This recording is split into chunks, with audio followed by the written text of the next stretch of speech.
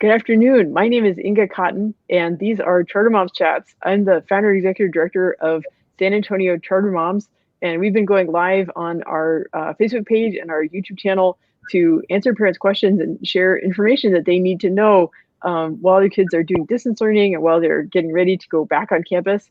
And our focus lately has been on back to school and schools opening up for in-person learning. And so we have a special guest today. Rolando Posada is the regional superintendent for San Antonio for IDEA Public Schools.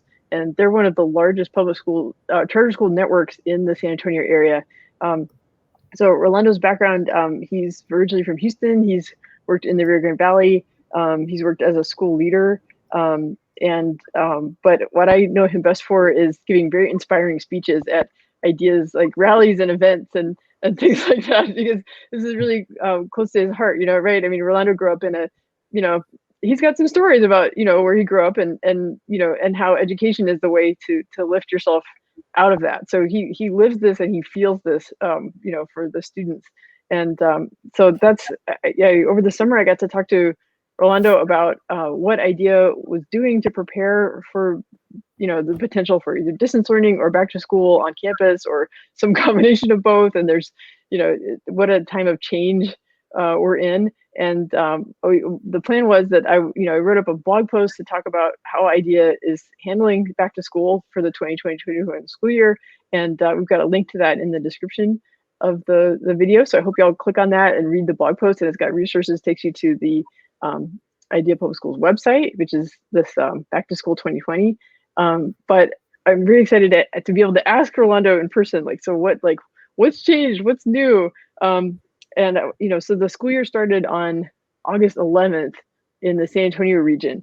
And I just want to hear about sort of like what's changed since the spring, what's changed since we spoke over the summer, and kind of what are some lessons learned as you got kids back into distance learning on August 11th. All right. Well, thank you for that, Inga. First of all, it's an honor to be on this forum talking with you.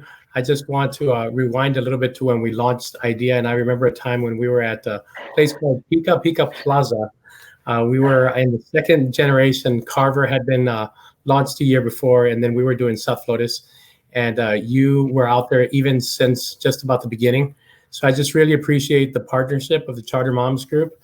You guys have been a force, and you've gained strength over the years, and your voice is definitely heard around City of San Antonio and beyond. So just a real honor to be on this forum in this discussion with you. And then as I jump into the actual answers, I'm intrigued by the question, what's changed? I'm even more intrigued by the question, what has not changed? And so in the next few days, we'll be able to say that for the 14th year in a row, we'll have 100% college acceptance for our graduating seniors. Just a phenomenal achievement when you consider that well over 85% of our students actually qualify for free or reduced meals. So we're proud of putting children on a path that gets them to and through college. And I think that's the first thing to stamp, is that this has not changed. As a matter of fact, we've worked really hard to ensure that our focus remains the same despite the times, despite the challenges. We are living in the middle of a once in 100 years pandemic. And so I think it could be, if we're not careful, too easy to lapse into we didn't hit the goal this year because of the challenges, but we are committed to actually not allow that to happen. So first, what hasn't changed is college for all children. As you stamped a while ago, I was raised in Houston, Texas. And for me, I had to work really hard just to overcome challenges for one series of lessons, to walk through just great danger to get to school, and to figure out how to navigate through all the peer pressure and to try to stay pure, to try to stay clean. What we're saying is that a child should not have to accomplish a series of miracles just to be able to focus on his or her education. And so that's hence where our heart is and where our mission comes from. College for all children, not just for the senator's son or the fortunate one, but everybody, if they're willing to work hard enough, we feel that they can get back on that path. Yeah, and that focus on college for all, that's one of the reasons why I'm so grateful that Idea Public Schools is in San Antonio and has such a big presence here. And yeah, I remember, I think it was around 2012 or so, there was like the little kiosk at Pika Plaza, and my kids were little back then, and they would come with me when I was down there, gathering information and getting the word out to the charter moms community about, hey, there's this new school coming. And then, so wait, remind me, how many campuses, how many schools are there as of this fall for IDEA in San Antonio? I love that question because we just launched 4 schools, bringing us up to 28 that we've launched in a total of 8 years. I actually don't know of any Wow. other charter management organization in the whole country who is growing as fast as IDEA San Antonio, just this region alone. Matter of Yeah. fact, the old days, it used to be, yes, college prep, that was the biggest here in the state of Texas or in this area among the big cities. I don't think that they're any bigger than us at this point. Of course, when we came to San Antonio, there was a few other charters that were also starting. KIPP had a great presence. Right now, we've just really morphed the city, and that brings me back to the original vision, was to place a school everywhere on the map in the city of San Antonio so that every single family had less than a 10-minute drive to one of our IDEA schools. And our thought was, we need to place schools in areas that have been traditionally underserved. And if that means that you have to drive 5 miles or something down to us, and we're going to put a school there for you. But we wanted to fill the map so that no one would be able to say, well, I don't have access to a great education. And hence our commitment is to all kids. It's not just to IDEA students. So the theory of change for us was, number one, we're going to do our very best to provide a world-class education in those seats that we run or that we drive. But number two, we're going to provoke the chatter. We're going to propel other district leaders, principals, and whatnot to actually delve deeply into the product that they were offering to their children. So I believe that all kids deserve a good education, regardless of socioeconomical background. But what we did is we thought we're going to open up this conversation to create what we call co-opetition. It's a blending of cooperating and also competing. And I think that is the American way. We don't believe in monopolies. We believe in, there's a corner gas station and there's another corner gas station. There's a McDonald's and there's a Burger King. And by golly, when Burger King is setting up shop in the corner, and Taco Bell comes, Burger King doesn't say, well, I'm just going to fold because Taco Bell is here. No, Burger King says, I've got to step up my game.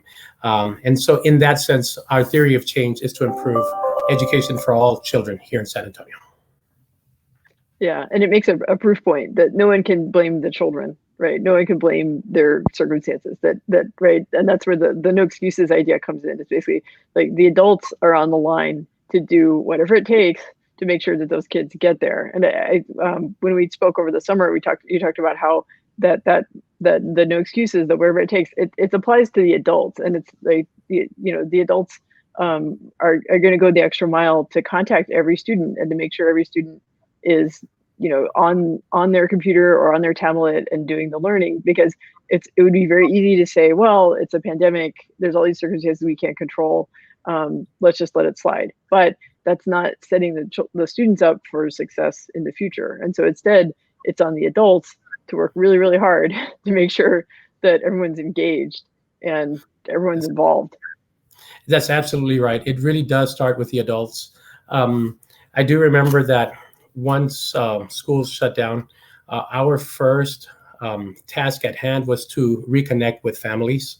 And so because we were able to do that with such great success, when you fast forward to this semester, thinking of what's changed, that connection was really gold for us, because our goal was to launch this year with over 16,000 students. And so we hit enrollment.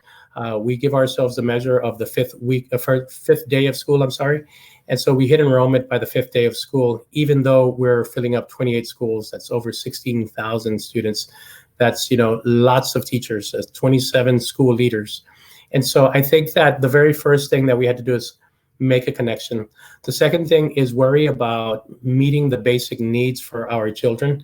And so between, that time, March, April, when this all started, and now we've had 4 food bank events at our idea Najum, where we're saying, we're going to work hard to even meet the most basic needs of our community.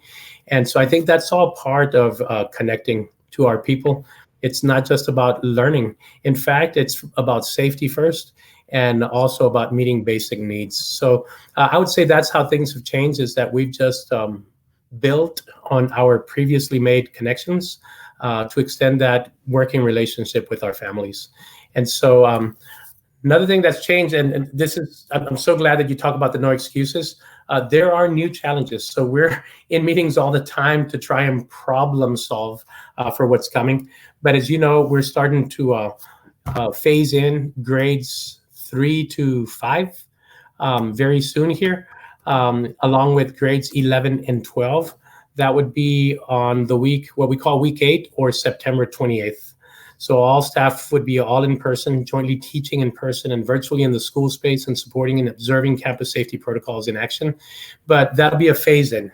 When we start bringing in everybody else in week 9 or October 5th, then these grades 3, 4, and 5, and 11 and 12 will probably be models for those younger classes to come in.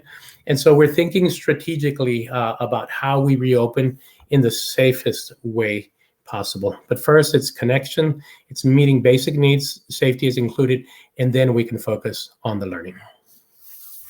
Yeah. Well, I want to talk about so the back to school plan, the Strong Start 2020, that it does offer families a choice of having their kids on campus or continuing with distance learning. And so I want to ask about kind of both models and what the important features are. And so regarding the distance learning, I want to ask you more about the one-to-one technology and like the lengths that IDEA has gone to make sure that every student has a device and that they have the support they need to be able to use, Teams and Remind and Class Dojo and like all the different tools that they're using. And then I want to ask you about the like on-campus safety procedures, but I want to ask you about distance learning first and about like the one-to-one technology. Thank you for that, Inga. So through IDEA's distance learning program, the idea is for each student to receive a personal technology device. We've got a dynamic, innovative program that prepares students for college through virtual learning. And so our teachers are highly trained, becoming experienced in this, along with their, experience in their content area. This enables them to deeply engage students in content. Then there's the collaborative tools, right? IDEA students are able to build strong virtual connections with their peers and teachers every day, closely modeling and experiences students typically have in classrooms. And so this is a very different environment. It also requires a lot of learning because one thing that we've learned is that students are very able with this platform. And so even discipline requires a different way of thinking of it. So we're combing through to make sure that when kids open student-to-student chats, that everything is appropriate. And so that, in all honesty, is making us become more thoughtful about how we roll everything out. And so we're stamping again for kids, these are the rules, these are the expectations. I think we all know that left to their own devices, students are not always going to make the decision that adults will make. And so we're very, very careful about that. But we are accessing Remind, we're accessing lots of teams.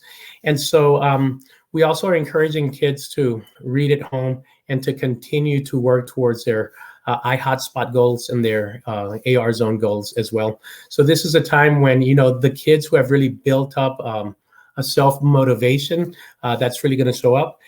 Young people who have not yet built that up, that's our job to build it up for them.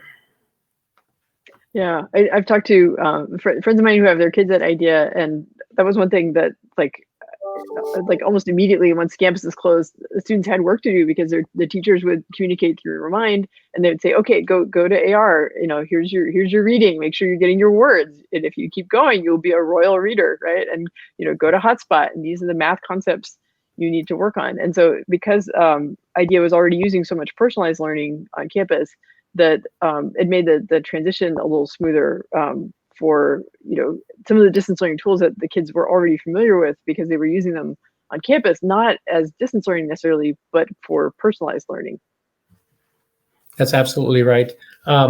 It's it's a different time.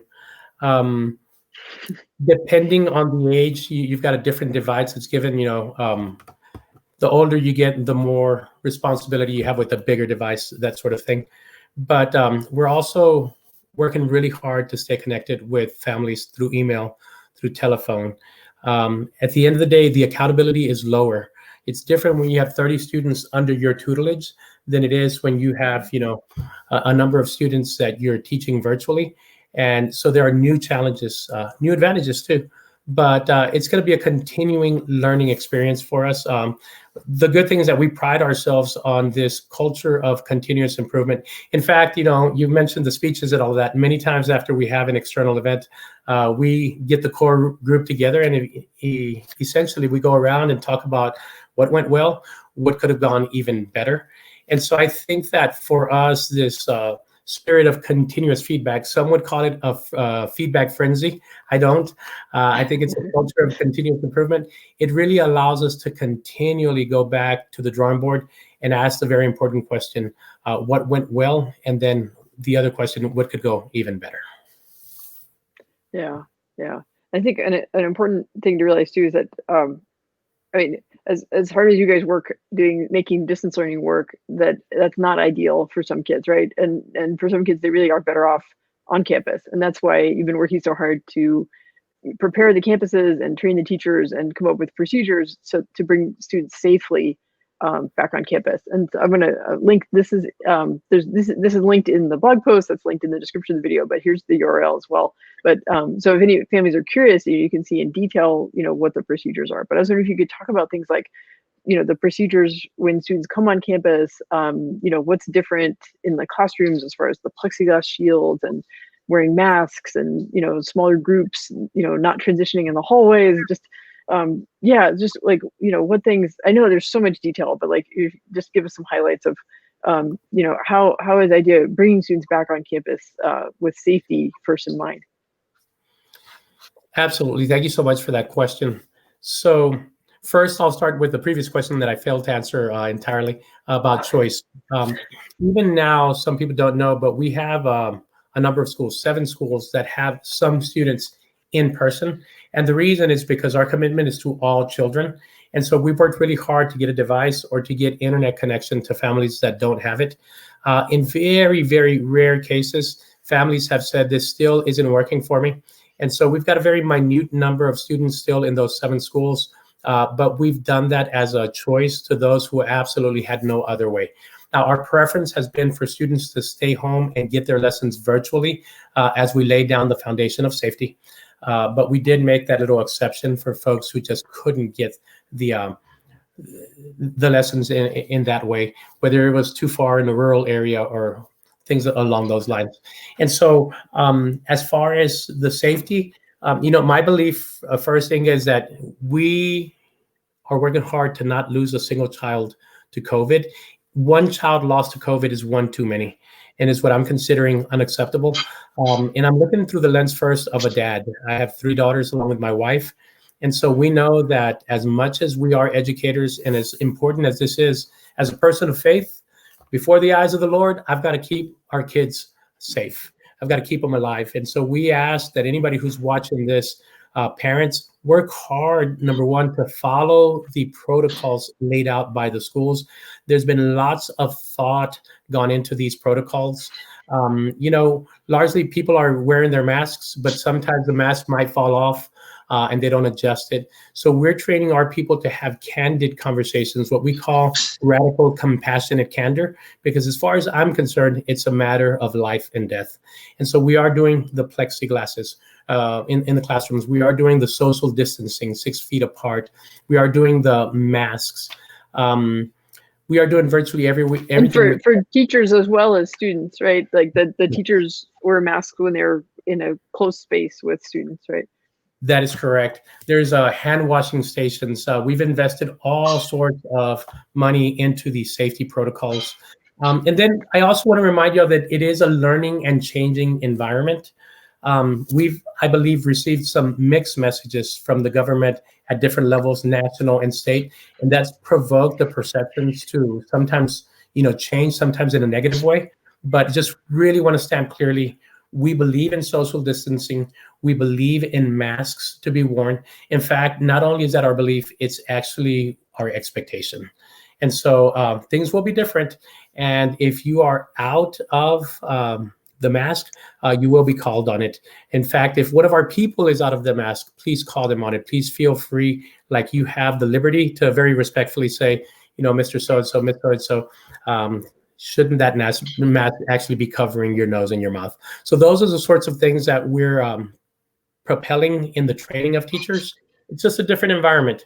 But just like we've done in the past, IDEA Public Schools adjusts to the needs of the community. Right now, we're adjusting to the great safety needs. I think that this is important for everyone, for our kids, for our families, for our teachers. Yeah. So you mentioned, okay, so week 8, which is the week starting September 28th, that's when grades 3 through 5 and 11 through 12 come back on campus. And then those are sort of the leaders, respectively, right, of academy or college prep, right? Those are the more mature kids in those groups, right? And then you said week 9, October 5th, that's when the rest of the students come back on campus, and then they can look to the slightly older students in their school cohort, as like the leaders for how to manage their classroom behavior and keeping their masks on and things like that. That's absolutely right. And then, it's a little bit like an iceberg, right? That's just what we see. But what's beneath the water level is just as important. What happens in week 7 and week 6 and week 5, principals are training teachers, even as we speak right now. So teachers are coming in well before students to make sure that they are preparing the way for our students to come back safely. Yeah. It'll be interesting to see. So one thing that's kind of hard for me is that one of my favorite things of doing as a charter moms has been doing campus visits and campus tours, but there's very strict limits on visitors this year. So at some point I may be bugging some of your academy or college prep principals and see if they can just FaceTime me around the campus so I can see the hand washing stations and see. And I guess as part of the commitment to welcoming students from all backgrounds, like every student gets 2 masks for free, right? As part of their uniform, they can. That's right. They're provided with masks. Yeah. Yes. And we ask that students be very responsible with those masks because they cost money. And if they lose the first 2, then we'll be talking to the parents and charging for the next. But ideally, we want to propel a responsibility in our students. We are teachers, so this is what we do. It shouldn't be hard for us, but we've got to teach them to actually be careful and be responsible as well. Yeah. All these new things that we're having to learn. And I think one of the things that struck me when I was actually, I'll bring this up so this is the website, the back to school website. And there's actually a section in it about the social emotional support and things like that. So here, I'll bring our faces back. But I was wondering if you could sort of comment on things like, the social emotional support, wellness and ways that, through communication and, giving tools to parents and teachers, how to support students and keep them, in a place where they can be ready to learn, even while, there's all these things happening around them that are different and unfamiliar and potentially stressful. Absolutely. So SEL, social emotional learning, is a process through which children and adults acquire and apply the skills necessary to understand and manage emotions. So this year, we'll be using a thing called Move This World as our foundational social emotional learning program. This type of learning has I would say, an increasing importance in this environment. It uses fun and engaging videos to teach core social emotional skills, and will help our children develop the confidence to express their feelings authentically, manage their emotions healthily, and navigate challenges successfully. Don't be surprised if our children come home using the language of this new curriculum, the new vocabulary. In fact, we already do a lot of this in our schools. We have this mood meter chart. And so it's just a chart divided into 4 colors. There's blue, green, yellow, and red. And so the way many of our principals and teachers engage with students at the start of the day and at the start of the lessons is they ask them to advocate for themselves and just name where they are on that mood meter. And so, for example, I may be red, and I may say to my principal that morning, I'm in the red today, Mr. Politis, because we had some struggles at home last night with an argument with my family, and I'm feeling very, very angry right now. And so the principal might say something like, I understand.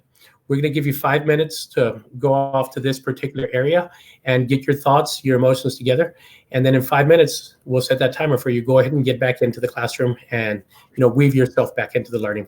So that's just one example. A child could say, I'm feeling blue today because something really horrible happened to me around this time of the year when the first cold front came in. Well, that first cold front came in last night. And so I'm feeling a certain way because I remember this certain thing happened when the first cold front came in. And so again, our adults adapt to our kids' needs. And so our social worker, Ms. Carla Salas at South Flores, has done a great job of really just becoming a leader for the entire organization. And so some of these things we've learned through her incorporating at her campus. Other things are part of this curriculum that we've talked about earlier. And so whatever the case is, we'll use Move This World, past learning, and just being very, very aware of what's going on in this day and age to hear your child, make sure the child has voice as he or she gets through their day. Yeah, I think that's I think IDEA is known for things like, the 100% college enrollment and, for helping students, overcome their backgrounds to, open up amazing careers. But I think that the social emotional learning and the sort of character development things are maybe not as well known about IDEA. So I want families listening to this to realize that it's not all about academics, but it's also about students finding the strength in themselves to even when there's so many distractions and so much stress, that they can still they can learn to identify their emotions and then move themselves through mood meter right to a place using the language that they're learning through these programs, get themselves to a place where they are ready to learn, because that's where they commit to their future, right? Is to commit to be a scholar and to be on task and and following directions as much as they can, because that's where that's the state where the learning happens. That was beautiful. I couldn't add anything to that. That was spot on. Thank you. Well, this has been just such a rich conversation. But before I close out, I want to kind of ask you. Now, this is not on the list of questions I prepped you for, but sort of think ahead to May, to the end of the school year. And so, what would you feel like was like a win, or was like making this school year a successful school year in spite of all the strange things that's happening around us? And there's so many things outside our control, right? We don't know. Schools might get shut down again, right? Or we don't know when a vaccine will be available or when it's effective, right? There's so many things we can't control, but there are things we can control, right? And through, I can tell, IDEA Public Schools has been putting in the hard work to prepare, as best as possible and, get the principals, the teachers, the families, the students, get everybody working as a team. So what would you feel like is looking ahead to May 2021, what are some wins that you hope to be able to point to make this a successful school year? Thank you for that question, Inga. So number one, hopefully we'll have a cure by then for this darned dogged coronavirus. So projecting into May, hopefully we're all celebrating because things are back to normal because we have a cure. Number two, I would say all kids being safe, having made it through this dark night, would be our biggest measure of success. And then we quickly turn to academics. Going into the summer, knowing that all of our graduating seniors are on track to matriculate would be a great measure of success. And then knowing that our region here in San Antonio was on track to earn that coveted A. The last time that the TEA gave us ratings, they don't give us a specific numerical average for our region because we're part of the whole IDEA Public Schools. So we have a system that crunches it. We were at an 88. We have 5 or 6 A-rated schools. We had more schools with with all distinctions than any other region in IDEA. In fact, there was 8 schools that hit all distinctions, and 6 of those were from here, from San Antonio. So I think that at the end of the day, it's a blend of safety and knowing that our expectations have not dropped off, that we still are committed and are actually providing proof points to demonstrate that commitment about our high expectations, no excuses, college for all environment. Yeah, well, that explains it so well, Rolando. I'm so thankful. I want to let families know that actually, like, believe it or not, it seems so early, but they're actually, this is the link to apply, and they're actually already taking applications for the upcoming school year. So if you have a 4-year-old, you can go ahead and get your application in to start kindergarten at one of the, I guess there's 14 different schools, right? Oh, there may be more by next year. I don't know. I need to get the update. But yes, there are many different schools, and like Orlando said, they are spread out all over the map. So there's probably an Idea Public Schools campus that's not far from you if you're in the San Antonio area. And if this video somehow finds its way to Houston or Austin or Southern Louisiana or let's see, what else? El Paso, Tarrant County, Midland, and of course the Rio Grande Valley. There are many different regions where Idea Public Schools is also operating and is also getting all of their kids ready for college. So that's the link to apply, and they're the first charter school in town to open up applications for the upcoming school year, because why not, right? Thank you for that, Inga. We're definitely accepting applications for next year already. We do believe in casting a vision for the future, both long-term and short-term. And in fact, we have measures for every goal that we're working towards accomplishing. And so this is one of those goals too. We want to make sure that families are informed, that scholars know of vacant chairs for the coming year. And so we start early. Thank you for that.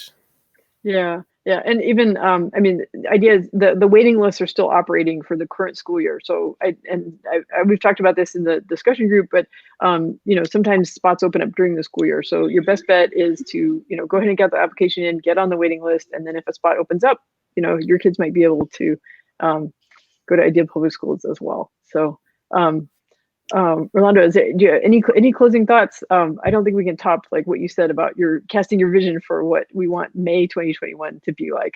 I'm looking forward to going to another college signing day ceremony. I remember the one that was at Laurie Auditorium. It was the year that the Idea Carver students were graduating, and I'm so bummed that the South Flores students didn't get to celebrate their first college signing day properly last year. But someday there will be a massive college signing day ceremony in San Antonio, right?